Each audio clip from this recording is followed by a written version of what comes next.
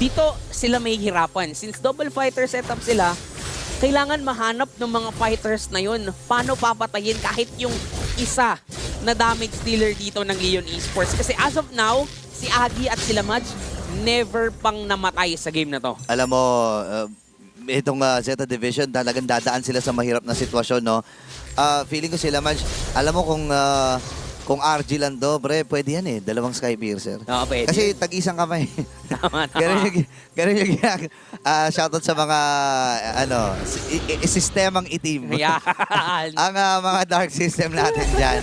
Okay, Lord, ay sisimulan na dito ng Leon Esports. Papunta na sa 4,000 kanilang kalamangan ng Zeta Division. Mga contest kaya sila. Pinipilit nilang bugawin dito, pre, ha? Oy, pumasok sa 10. Nasipa siya ni Jinsu. Ayun, large! At si Aki ang nakakuha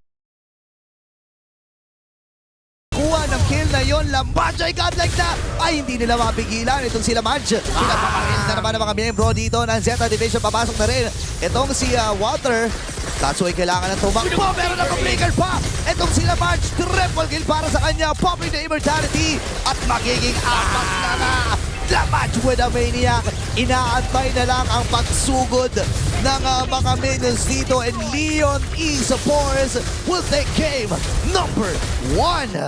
What a dominating performance.